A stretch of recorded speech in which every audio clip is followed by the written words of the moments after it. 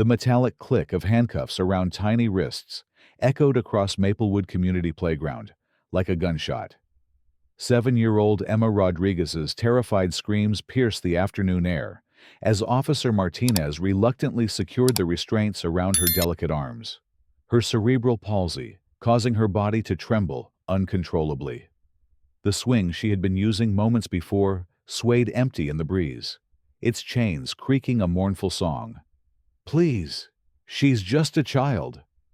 Maria Rodriguez lunged forward, her voice breaking as she watched her daughter being treated like a criminal. "She has cerebral palsy. She doesn't understand what's happening." Officer Martinez's jaw tightened, his own disgust evident as he followed protocol against every instinct. "Ma'am, I'm sorry, but we received a 911 call about a disturbance. The complaint specifically mentioned threatening behavior and public disruption." Emma's father, Carlos, stepped protectively in front of his family, his construction-weathered hands shaking with barely controlled rage. What threatening behavior she was swinging. It's physical therapy recommended by her doctor. From across the playground, Patricia Williams stood with her arms crossed, her perfectly manicured nails drumming against her designer purse. Her blonde hair was pulled into a severe bun, and her lips were pressed into a thin line of satisfaction. She had made the call 20 minutes ago, watching from her kitchen window as the Rodriguez family helped their daughter navigate the playground equipment. The story had begun innocently enough that morning. Emma had woken up excited, her dark eyes sparkling as she pointed to the playground visible from her bedroom window. "Swing today, Mama. Please." Maria had smiled, brushing her daughter's curly hair back. Emma's speech was limited, but her determination was infinite. The playground visits weren't just fun. They were essential therapy. Dr. Peterson had specifically recommended regular swinging to help Emma develop her core strength and balance, crucial elements in managing her cerebral palsy. "Of course. Mi amor. After breakfast, we'll go swing." Carlos had joined them, as he did every Saturday. The construction worker treasured these moments with his family, especially seeing Emma's joy as she experienced the simple pleasure of movement.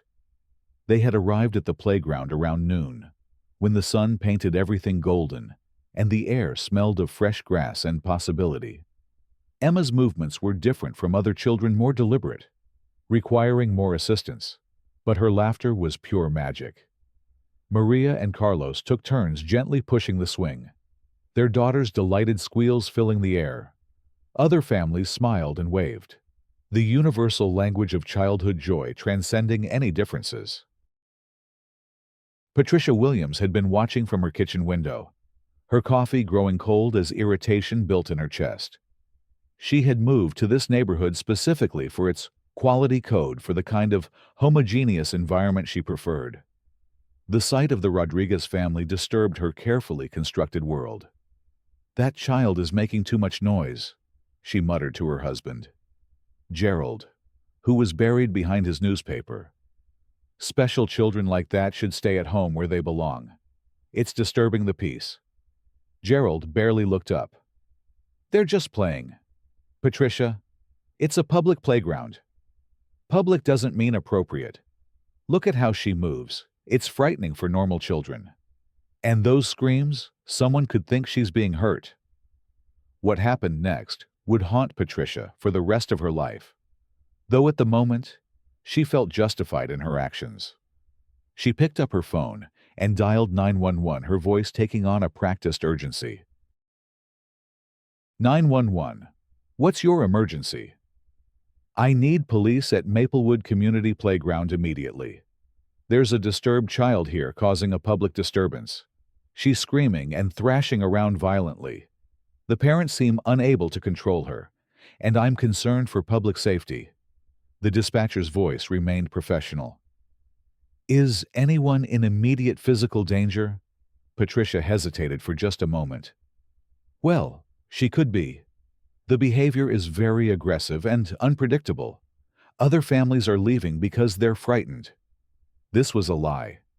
The playground was nearly empty, except for the Rodriguez family and two other children playing quietly on the far side of the equipment.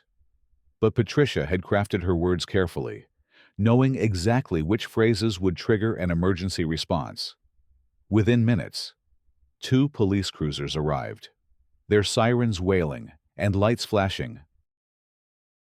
The dramatic response immediately drew attention from neighboring houses, people stepping onto porches and peering through curtains. Emma, already sensitive to loud noises due to her condition, began crying harder as the sirens approached. Officer Martinez was the first to approach, his partner, Officer Johnson, flanking him. Both men had children of their own and immediately recognized that something was wrong with this call. They saw a family engaged in what appeared to be therapeutic play, not a public disturbance. "Afternoon, folks," Officer Martinez said carefully, his hand resting casually near his radio. "We received a call about a disturbance." Carlos stood slowly, his movements deliberate and non-threatening. Years of being Latino in America had taught him how to navigate these encounters. "Officer, we're just helping our daughter with her physical therapy. Her doctor recommended playground activities to help with her cerebral palsy." Officer Johnson's expression softened as he looked at Emma, who had stopped swinging and was now clinging to her mother's leg, her body rigid with fear. "Who made the complaint?" Patricia Williams emerged from her house, striding across the street with purpose. She wore a look of righteous indignation, her voice carrying the authority of someone accustomed to being heard and obeyed. "Officers, thank goodness you're here. I'm Patricia Williams, Homeowner Association President. This family has been causing a disturbance for over an hour. That child's screaming is disturbing the entire neighborhood, and her violent movements are frightening to other children."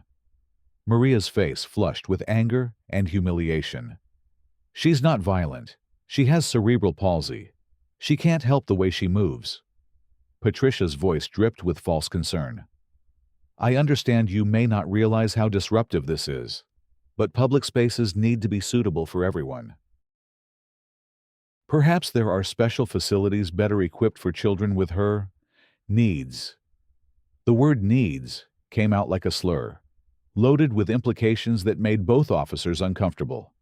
Officer Martinez had dealt with Patricia Williams before noise complaints about birthday parties, demands to remove basketball hoops from driveways, calls about suspicious activities that usually involved families of color simply existing in their own neighborhood. "Ma'am," Officer Martinez said diplomatically, "this is a public playground. The family has every right to be here." Patricia's eyes flashed dangerously. "Officer Martinez, is it? I know your supervisor, Captain Torres. I'm sure he'd be interested to know how his officers handle legitimate complaints from tax-paying residents." The threat was clear, and both officers recognized it. Patricia Williams wielded her privilege like a weapon, and they had seen careers damaged by her complaints before. Officer Johnson shifted uncomfortably, his radio crackling with other calls waiting for their attention. "Look, folks," Officer Johnson said, his tone apologetic but firm. "Maybe it would be best if you found somewhere else to play today, just to keep the peace." Carlos's jaw clenched. "Keep the peace. We're being asked to leave a public playground because my daughter has a disability." "I didn't say that," Officer Johnson replied, though they all knew that was exactly what was happening. "I'm just suggesting—" "You're suggesting we don't belong here," Maria interrupted, her voice growing stronger despite her tears. "You're suggesting my daughter should be hidden away because she makes someone uncomfortable." Patricia stepped closer, her voice taking on a sharper edge. "I'm suggesting that considerate parents would recognize when their child's condition is disruptive to others. This is a family neighborhood, not a medical facility." Emma, sensing the tension, began to rock back and forth, a self-soothing behavior common in children with cerebral palsy. The movement was rhythmic and gentle. but Patricia seized on it immediately. "Look at that. She's having some kind of episode. This is exactly what I'm talking about. This behavior is frightening to normal children." "She's not having an episode," Maria shouted, her composure finally breaking. "She's scared because you're treating her like a criminal." The situation spiraled rapidly. Patricia, feeling challenged, raised her voice and stepped aggressively toward the family. Officer Martinez moved to intervene, but Emma, terrified by the shouting and sudden movements, cried out a sound that was loud and distressed, but perfectly natural for a frightened child with limited verbal abilities. "She's becoming violent," Patricia declared, pointing dramatically. "This is exactly what I warned you about." In the chaos that followed, protocol overtook humanity. Officer Johnson, responding to Patricia's escalating claims and Emma's distressed cries, made the decision that would spark national outrage. Following departmental procedures for disturbing the peace complaints involving aggressive behavior, he reached for his handcuffs. "Ma'am, I need you to step away from the child," he instructed Maria, his voice taking on the authoritative tone that brooked no argument. "What? No, she's my daughter. Step away, or you'll be arrested for interfering with a police investigation." Carlos moved protectively in front of his family. "Investigation of what playing on a swing? Sir, don't make this more difficult than it needs to be." What happened next would be captured on multiple cell phones, uploaded to social media, and viewed by millions within hours. Officer Martinez, following his partner's lead despite his personal misgivings, approached Emma with handcuffs designed for adults, their metal edges cold and unforgiving against her small wrists. Emma's terrified screams echoed across the playground as the restraints clicked into place. Her cerebral palsy made her movements jerky and unpredictable, causing the cuffs to chafe against her delicate skin. Maria lunged forward instinctively, only to be blocked by Officer Johnson's outstretched arm. "You're hurting her," Maria sobbed. "Please, she doesn't understand, she's just a baby." Across the street, an elderly woman named Dorothy Chen had been watering her garden when the commotion began. A retired teacher who had spent 40 years working with special needs children. She immediately recognized what was happening. Without hesitation, she pulled out her phone and began recording. "This is unconscionable," she murmured to herself, her fingers steady despite her age as she captured the scene. Absolutely unconscionable. The video Dorothy recorded would become the catalyst for change. But in that moment, she focused on documenting the truth. She filmed Patricia Williams standing with arms crossed, a satisfied smirk on her face as she watched a disabled child being handcuffed. She captured the officers' obvious discomfort as they followed procedures that violated every principle of human decency. Most importantly, she recorded Emma's terrified face, her eyes wide with confusion and fear, as she tried to understand why the world had suddenly become so cruel. The handcuffs were removed after only 2 minutes, 2 minutes that would change everything. Emma's wrists bore red marks, and her crying had evolved into the kind of deep, traumatic sobs that parents never forget. Officer Martinez, his own eyes glistening with unshed tears, knelt beside the child. "I'm so sorry, sweetheart," he whispered, his voice breaking. "I'm so sorry." Carlos scooped his daughter into his arms, her small body shaking against his chest. "We're going home, mija. We're going home." Patricia Williams watched the family leave with what she believed was vindication, unaware that Dorothy Chen's video was already uploading to social media. Within minutes, the hashtag #JusticeForEmma began trending, and the story spread like wildfire across platforms. The first news van arrived at Patricia's house 3 hours later. That evening, as Emma slept fitfully in her parents' bed, Maria and Carlos sat in their kitchen, trying to process what had happened. The red marks on their daughter's wrists had faded, but the psychological impact was only beginning to unfold. "She won't even look at the playground," Maria said, staring out the window at the empty swings. "When we drove past on the way home, she started crying again." Carlos reached across the table and took his wife's hand. "We have to do something. We can't let this happen to another family." Their phone had been ringing constantly since Dorothy Chen's video went viral. News stations, advocacy groups, lawyers, everyone wanted their story. But the call that mattered most came at 9 p.m. from an unexpected source. "Mrs. Rodriguez, this is Dr. Sarah Peterson, Emma's pediatric therapist. I just saw what happened on the news.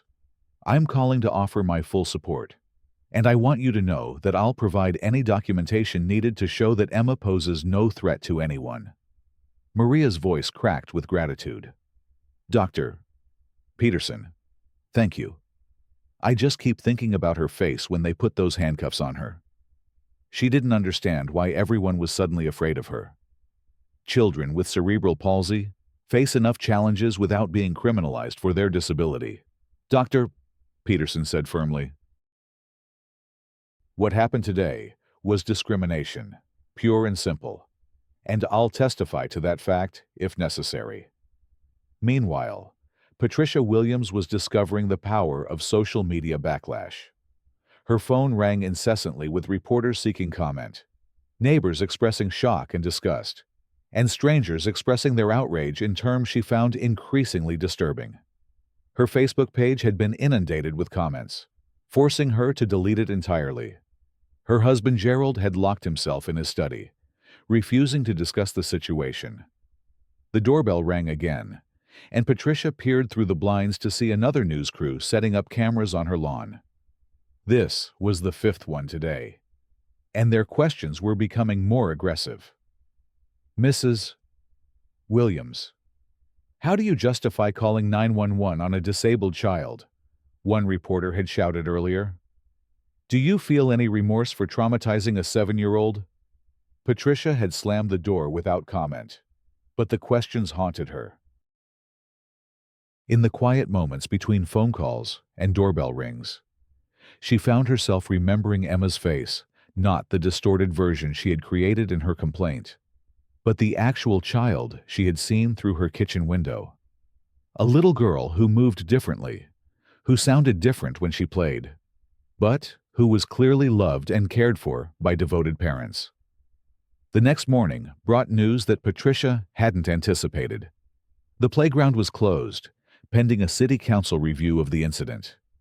Yellow caution tape surrounded the equipment where Emma had been swinging just 24 hours earlier, and security cameras that Patricia didn't know existed were being reviewed by investigators.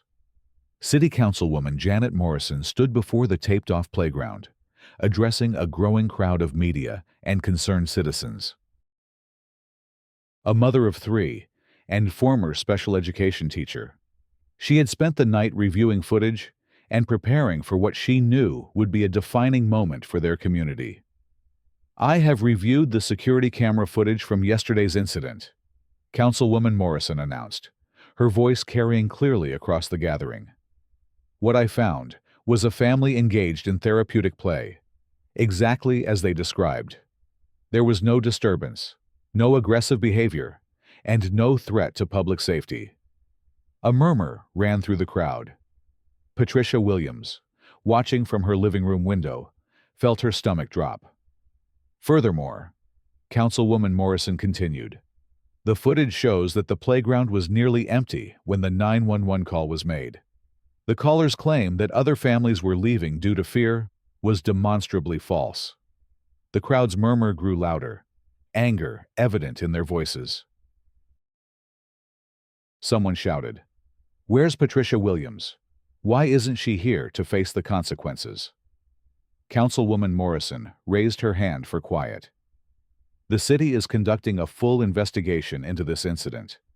We are also reviewing our policies regarding emergency responses to ensure that discrimination and prejudice never again masquerade as legitimate public safety concerns." Among the crowd stood Dr. Peterson, Emma's therapist, holding a thick folder of medical documentation. Beside her was Dorothy Chen, the woman whose video had started the national conversation. They had never met before, but they stood together now, united in their determination to ensure justice for Emma. "Dr. Peterson," a reporter called out, "you've been treating Emma Rodriguez. Can you speak to her condition and why playground activities are important for her development?" Dr. Peterson stepped forward, her professional demeanor masking the fury she felt over Emma's treatment. Emma has spastic cerebral palsy, which affects her muscle tone and movement patterns. Playground activities, particularly swinging, are crucial therapeutic exercises that help her develop core strength, balance, and spatial awareness. What happened to her yesterday was not just discrimination. It was an attack on her medical treatment. "Is it true that she was handcuffed?" another reporter asked. "Yes," Dr. Peterson replied, her voice steady despite her emotion. A 7-year-old child with cerebral palsy was handcuffed for engaging in doctor-prescribed physical therapy. The psychological trauma from this experience could set back months or even years of progress. Dorothy Chen stepped forward, her elderly voice carrying surprising strength. "I recorded what happened because I recognized it for what it was, cruelty disguised as concern. In my 40 years as a teacher, I worked with hundreds of children with disabilities. They face enough obstacles without being criminalized for existing in public spaces." The story had now reached national news networks. CNN, MSNBC, and Fox News all covered the incident, sparking heated debates about disability rights, police procedures, and the weaponization of 911 calls. Celebrity advocates took to social media, politicians issued statements, and disability rights organizations mobilized protests across the country. But for Emma, the attention meant little. She had stopped asking to go to the playground and flinched whenever she heard sirens in the distance. Her parents struggled to help her understand why the world had suddenly become hostile to her presence. "Mama, was I bad?" Emma asked one evening, her limited vocabulary struggling to express the confusion she felt. Police mad at Emma. Maria gathered her daughter close, tears streaming down her face. "No, mi amor. You weren't bad. You're never bad. Some people just don't understand how special you are."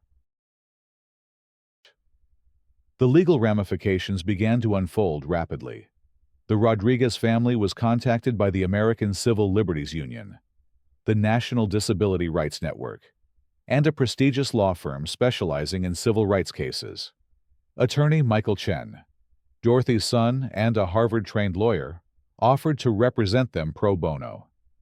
"This is a clear violation of the Americans with Disabilities Act," Attorney Chen explained during their first meeting. "Your daughter has the right to equal access to public facilities, and she was denied that right based solely on her disability." Carlos leaned forward. "We don't want money. We want to make sure this never happens to another family." "That's exactly what we're going to do," Attorney Chen assured him. "We're going to sue not just for damages, but for systemic change, policy reforms, training programs, accountability measures, everything necessary to prevent this from happening again." The lawsuit was filed on a Tuesday morning, naming Patricia Williams, the police department, and the city as defendants. The charges included discrimination based on disability, violation of civil rights, intentional infliction of emotional distress, and false imprisonment. The filing made front-page news across the country. Patricia Williams received her copy of the lawsuit papers at her front door, served by a process server who had to navigate through a crowd of protesters who had maintained a vigil outside her house for 3 days. Her hands shook as she read the charges against her, the financial damages being sought, and the detailed account of Emma's trauma. For the first time since making that phone call, Patricia began to truly understand the magnitude of what she had done. The legal document didn't describe a disturbed child causing a disturbance. It described Emma Rodriguez, a 7-year-old girl with cerebral palsy who loved to swing and was working hard to overcome the challenges of her disability. That evening, Gerald finally emerged from his study. His wife sat at their kitchen table, the lawsuit papers scattered before her face a mask of dawning horror. "Patricia," he said quietly, "I've been thinking about what you did." She looked up at him with hollow eyes. "I thought I was protecting the neighborhood. I thought—" "You thought wrong," Gerald interrupted, his voice firmer than she had heard in years. "You destroyed a family's peace because you were uncomfortable with difference. You had a child handcuffed because she didn't fit your narrow definition of acceptable." Patricia's composure cracked. "I didn't know they would handcuff her. I just wanted them to leave." "You knew exactly what you were doing when you called 911, Gerald said. "You used language designed to make the situation sound dangerous when it wasn't. You manipulated the system to weaponize the police against a disabled child." The community meeting was scheduled for Thursday evening at Maplewood Elementary School's auditorium. What had started as a small neighborhood gathering had grown into a packed forum with over 500 attendees, including news crews, advocacy groups, and families from across the region. Carlos and Maria Rodriguez sat in the front row, Emma between them in her small wheelchair. Her parents had decided she was too traumatized to walk the distance from the parking lot. Dr. Peterson sat nearby, along with Dorothy Chen and attorney Michael Chen.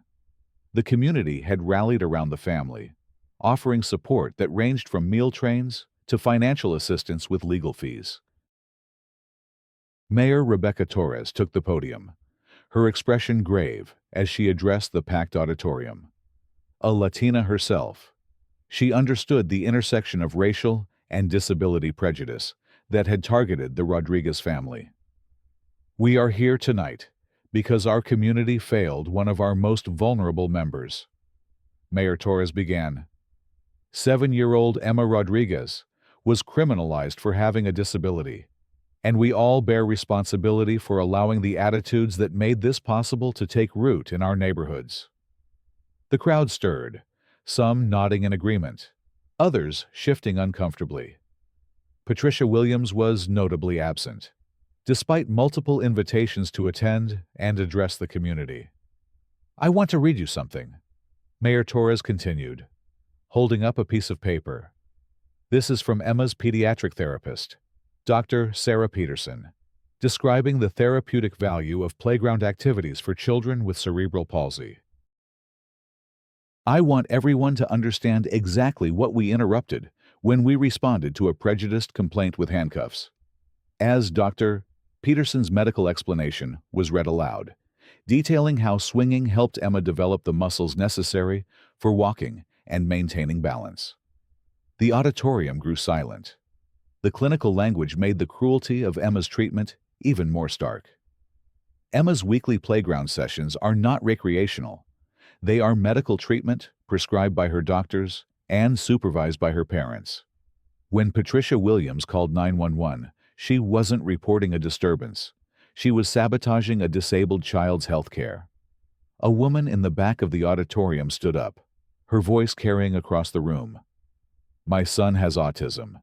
He makes repetitive movements that help him self-regulate. After seeing what happened to Emma, I'm afraid to take him to public places.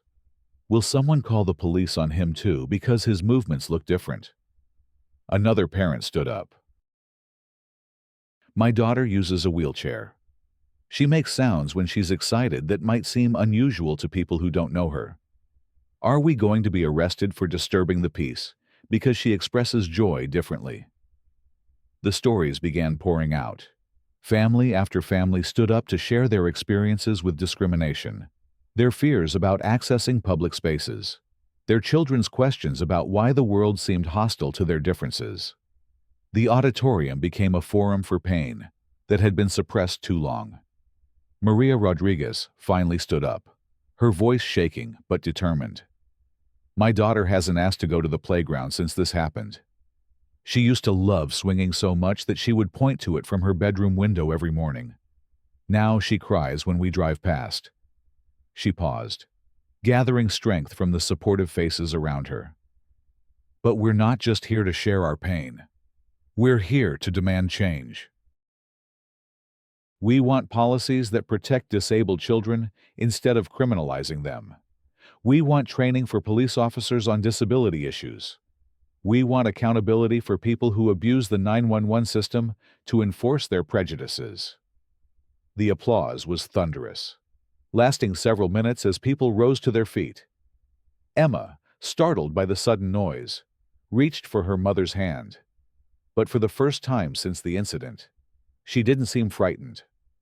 The sound was warm, supportive, entirely different from the harsh tones she had experienced at the playground. Attorney Michael Chen took the podium next, outlining the legal action that had been filed and the broader changes it sought to achieve. This lawsuit isn't just about one family's experience. It's about creating systemic change that protects all disabled individuals from discrimination disguised as public safety concerns. Police Chief Robert Martinez, no relation to Officer Martinez, stepped forward to address his department's role in the incident. A 30-year veteran with a disabled grandson, he had spent sleepless nights reviewing the footage and interviewing his officers. My officers followed protocol, but our protocols failed, Chief Martinez admitted. We responded to a disability-related behavior as if it were criminal activity, and that is unacceptable. Effective immediately, all officers will undergo mandatory disability awareness training. We are also implementing new procedures for evaluating 911 calls that may involve individuals with disabilities. He turned toward the Rodriguez family. Emma, Carlos, Maria, I offer my personal apology and the department's commitment to doing better.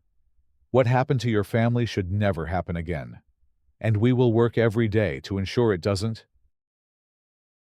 The meeting continued for over 3 hours, with community members proposing concrete actions, inclusive playground equipment, disability awareness programs in schools, regular sensitivity training for public officials, and stronger penalties for misusing emergency services to target marginalized communities.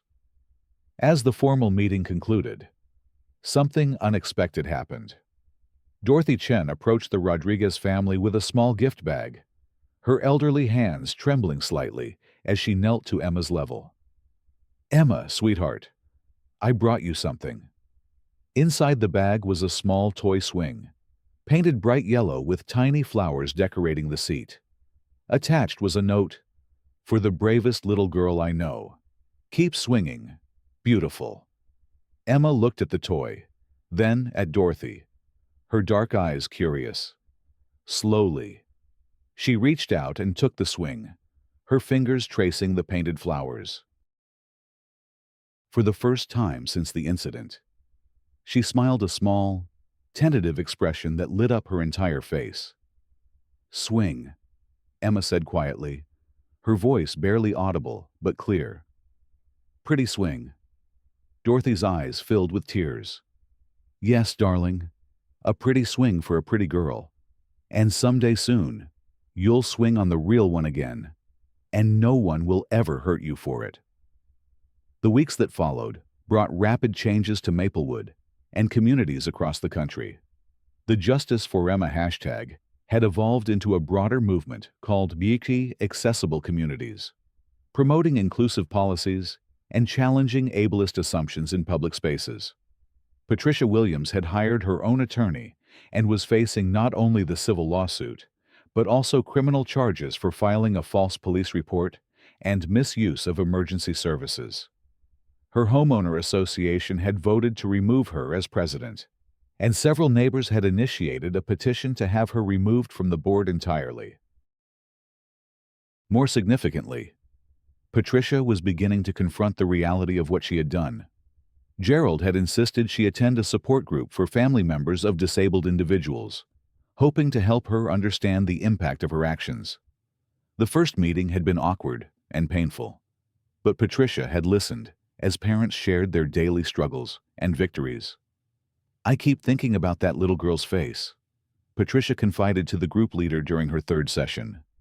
"When I saw the video, I realized I had never actually looked at her. I mean, really looked at her. I saw a disability, not a child." The group leader, a mother of a teenager with Down syndrome, nodded thoughtfully. "That's the first step toward understanding the harm that was caused.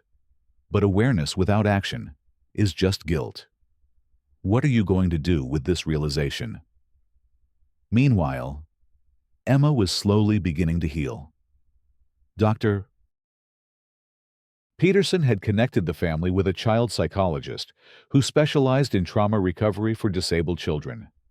The therapy sessions were helping Emma process her fear and confusion, though progress was measured in small victories.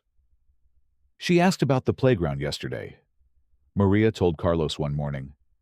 "She wanted to know if the mean lady was still there."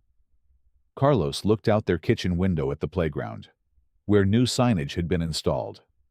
Bright, colorful signs welcomed all children and families, with symbols representing various disabilities alongside traditional playground rules. "What did you tell her?" "I told her that the playground belongs to all children, including her, and that lots of people are working to make sure she feels safe there again."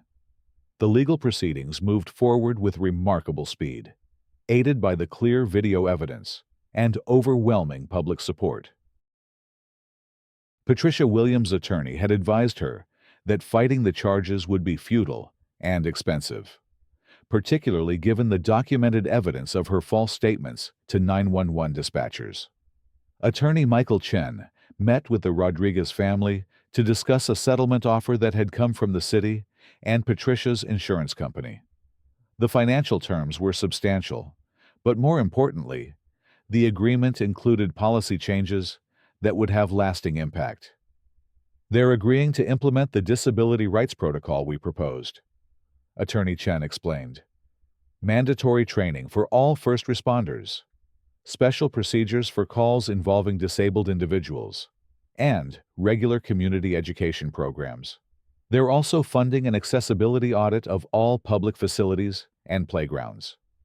Maria looked at Carlos. "What about Patricia Williams?" "She's pleading guilty to the criminal charges and agreeing to pay substantial damages. But there's something else. She's requested a meeting with your family." Carlos's jaw tightened. "Why would we want to meet with her?" "She wants to apologize. In person. And she's proposing to fund a scholarship program for disabled children to access therapeutic services. It would be called the Emma Rodriguez Inclusion Fund." The meeting was arranged for a neutral location, Dr. Peterson's office, with the therapist present to provide support and mediation.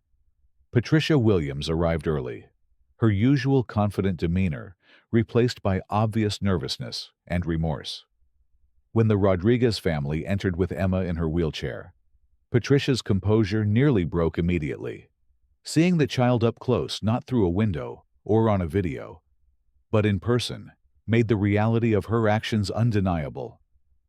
"Emma," Patricia began, her voice barely steady, "I am so very sorry for what I did to you.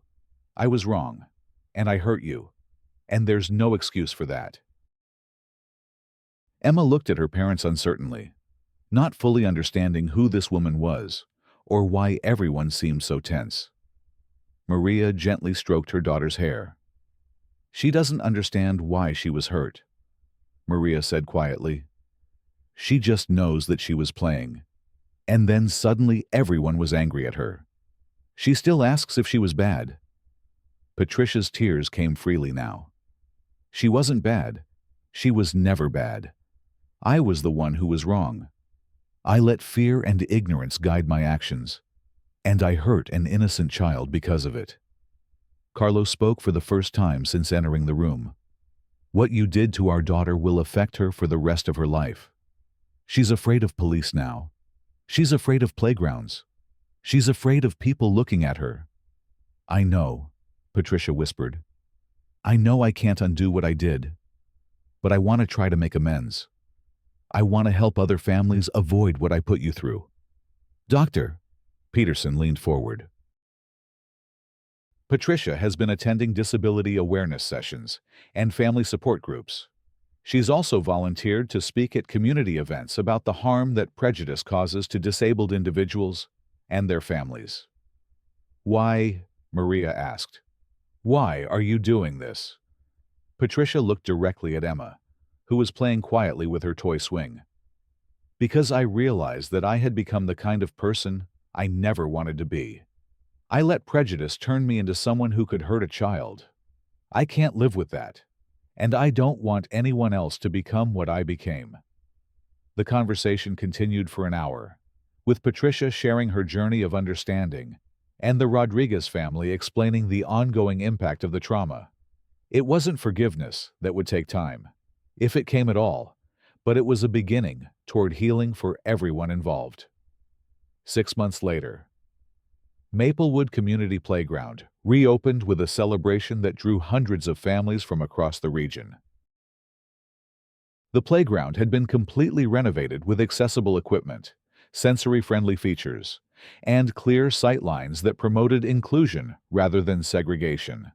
Emma Rodriguez was the guest of honor, chosen to cut the ribbon alongside Mayor Torres and Councilwoman Morrison. She wore a bright yellow dress that matched her toy swing, and her parents stood proudly beside her as cameras captured the moment. "Are you ready, Mija?" Carlos asked, offering Emma the special scissors designed for small hands. Emma looked at the ribbon, then at the playground beyond it, specifically at the adaptive swing that had been installed just for children like her. Her eyes lit up with an excitement that her parents hadn't seen since before the incident. "Swing time," she asked hopefully. "Swing time," Maria confirmed, her voice thick with emotion. As the ribbon fell and the crowd cheered, Emma clapped her hands with delight, the sound lost in the celebration, but visible in her radiant smile. She had reclaimed her joy, and in doing so, had helped transform an entire community's understanding of inclusion and acceptance. Dorothy Chen, now 82 and walking with a cane, approached the family as they prepared for Emma's first swing on the new equipment. She carried a small gift, a photo album documenting Emma's journey from that terrible day to this moment of triumph. "For your beautiful daughter," Dorothy said, presenting the album to Maria. "So she'll always remember how strong and brave she is, and how her courage changed everything." The first page of the album showed Emma on that original day, tears streaming down her face as the handcuffs were removed. The final page showed her cutting the ribbon, surrounded by a community that now celebrated rather than feared her differences. As Emma settled into the adaptive swing, her parents standing ready to push her gently back and forth, the assembled crowd grew quiet with anticipation. The first movement of the swing brought a squeal of pure delight from Emma, a sound that once had been labeled a disturbance, but now was recognized as the beautiful expression of a child's joy. "Higher, Mama, higher." Maria pushed her daughter higher, watching as Emma's face transformed with each arc of the swing. The fear was gone, replaced by wonder and excitement. The playground that had once been a site of trauma had become a symbol of victory. In the crowd, Patricia Williams stood quietly at the back, wearing sunglasses to hide her tears. She had not been invited to the celebration, but she had come anyway, needing to witness Emma's triumph. Gerald stood beside her, and for the first time in months, he took her hand. "She's beautiful," Patricia whispered, watching Emma swing with abandon. "She was always beautiful, and I was too blind to see it." "People can change," Gerald said quietly. "You're not the same person who made that phone call." "No," Patricia agreed. but I'll spend the rest of my life trying to make amends for who I was." As the celebration continued, children of all abilities played together on equipment designed to accommodate differences rather than exclude them. Parents shared stories and contact information, building the kind of community that had been missing before, one where diversity was celebrated rather than feared. Emma's story had sparked a national conversation about disability rights, police reform, and community inclusion. The Emma Rodriguez Inclusion Fund had already helped dozens of families access therapeutic services, and the Disability Rights Protocol implemented in Maplewood was being adopted by cities across the country. But, perhaps most importantly, Emma herself was healing. The nightmares had stopped. The fear of uniforms was fading, and her trust in the world was slowly returning. She had learned that while some people might not understand her at first, there were many more who would fight to protect her right to exist and thrive in public spaces. As the sun began to set over the playground, casting long shadows across the new equipment, Emma finally asked to get off the swing. She had been playing for over an hour, her therapy session disguised as pure fun in the way that all the best childhood moments should be. "More tomorrow," she asked her parents as they prepared to leave. "More tomorrow," Carlos confirmed, lifting his daughter into his arms. "And the day after that, and the day after that. For as long as you want." Emma smiled and rested her head against her father's shoulder. The toy swing Dorothy had given her clutched tightly in her small hands. She had faced the worst of human prejudice and survived it, emerging not bitter but hopeful, not afraid but brave. As the Rodriguez family walked toward their car, Emma turned to wave at the playground one more time. The adaptive swing moved gently in the evening breeze, ready for tomorrow's adventures. The yellow ribbon from the ceremony lay in the grass nearby, a symbol of new beginnings and the power of communities to change, grow, and become better. The story that had begun with handcuffs and tears had ended with ribbons and celebration. Emma Rodriguez had not just reclaimed her right to swing, she had transformed a community's understanding of what it meant to belong. And in the gentle creak of swing chains and the laughter of children at play, her victory would echo for generations to come. A reminder that justice delayed is not always justice denied, and that the smallest voices can create the biggest changes when a community chooses to listen. In the months and years that followed, Emma would continue to grow and thrive. Her weekly playground visits a testament to resilience and the power of family love. The playground would remain a gathering place for families of all kinds, the inclusive equipment serving children who might otherwise have been excluded from play. And somewhere in the sound of children laughing and swings creaking, the echo of Emma's first joyful return would live on, a promise that every child deserves a place to play, to grow, and to be celebrated for exactly who they are.